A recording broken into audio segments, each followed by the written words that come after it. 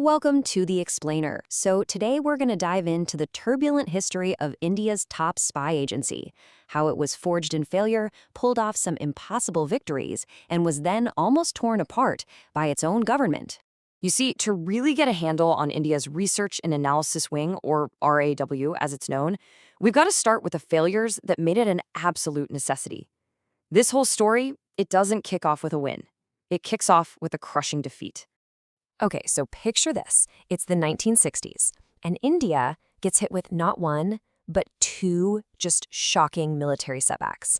And these weren't just about losing on the battlefield. No, this was way deeper.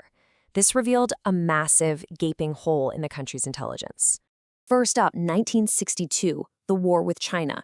Intelligence completely missed that the attack was even coming. And get this, they also failed to realize that China didn't have any real air support in the area. That's a huge piece of intel that could have totally changed the outcome. And then, just 3 years later, believe it or not, it happened again. In 1965, Pakistan launched an invasion, and Indian intelligence had zero warning. So what was the root cause of all this? Well, it was pretty simple, actually. The existing intelligence bureau, the IB, it was responsible for everything, spying at home and abroad, and it just wasn't working. They were stretched way too thin, and it was failing to protect the nation. India needed a new weapon, something different. So you can imagine, after getting blindsided twice in a row, the new Prime Minister, Indira Gandhi, she knew things had to change radically. The old way of doing things, just not going to cut it anymore. So she turns to her most trusted guy, an intelligence officer named Rameshwar Nath Kao. His mission, if you will, was to build a brand new world-class foreign intelligence agency from the ground up. And get this, in just 2 months, Kao delivered the blueprint.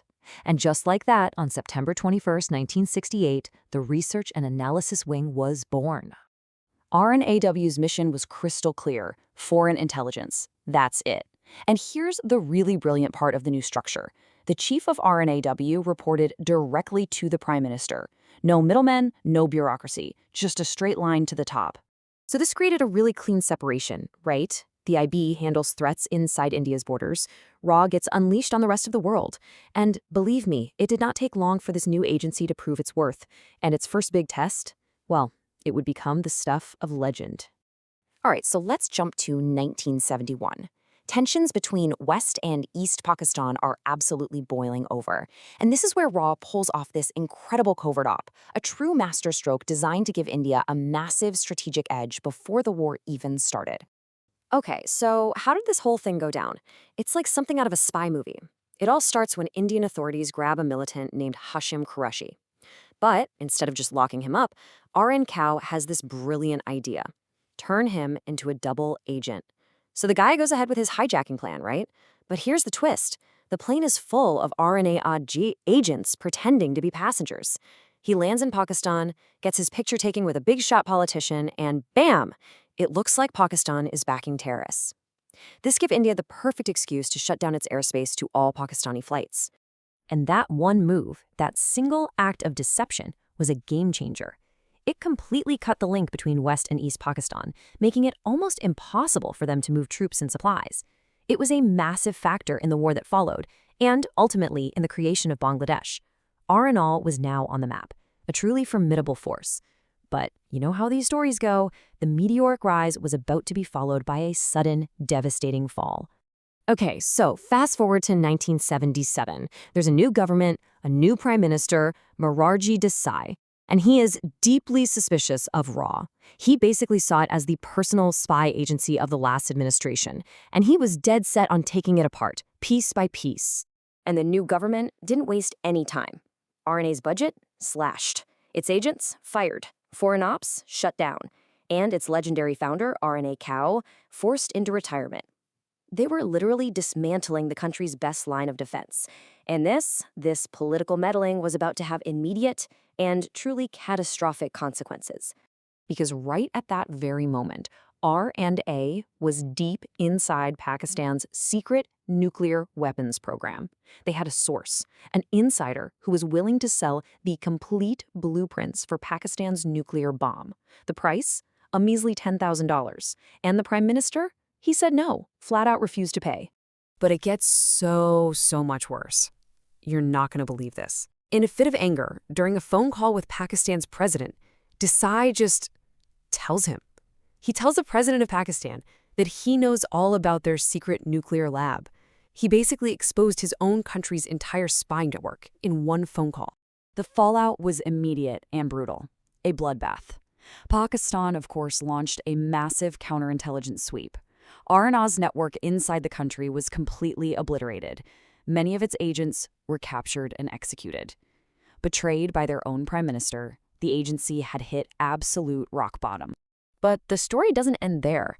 In 1980, Indira Gandhi comes back into power, and one of the first things she does is start rebuilding the agency she created. RNA was shattered, yeah, but it wasn't dead.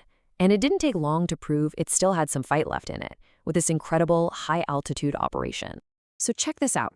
RNA agents in London noticed something odd. Pakistan has ordered a whole bunch of specialized Arctic warfare gear. They put two and two together and realize Pakistan is gearing up to secretly seize the strategic Siachen Glacier. So what do? The agents actually work with the clothing company in Europe to delay the shipment. That little delay, it bought India just enough time to airlift its own troops up there and secure the glacier first. The whole thing was called Operation Meghdoot. So, yeah, successes like Operation Meghdoot proved RNAW was back in the game. But one last very painful lesson was needed to really force a fundamental change across India's entire intelligence system. And that lesson came in 1999 with the Kargil War. Now, what's just wild about this slide is the sheer number of red flags, the warnings that were missed before the invasion. A big purchase of combat boots, a spike in artillery, Pakistani drones flying over the area. All these signals were either just ignored or got lost in the shuffle. And look at this last point. It's insane. Out of 45 different pieces of intelligence, only 11 ever made it to the people at the top. The problem wasn't a lack of intel. It was a complete and total breakdown of communication. The Kargil War was a military victory for sure, but it was a massive intelligence failure. And it finally forced a complete overhaul. This new integrated system was born from its ashes. So now, the way it works is, all the agencies, RAW, the IB, military intel, they all feed their data into one central hub, the National Security Council. Then, a national security advisor takes all that, analyzes it, and gives one single coordinated briefing to the Prime Minister. It's all designed to make sure those deadly communication gaps from the past just can't happen again. When you look back at RNA's story, it's just so clear that a spy agency is only ever as effective as the political leadership that supports it. It's this constant, high-stakes tightrope walk between power, politics, and protection. And what this history really teaches us is that in the shadowy world of espionage, the consequences of getting that balance wrong, well, they're absolutely devastating.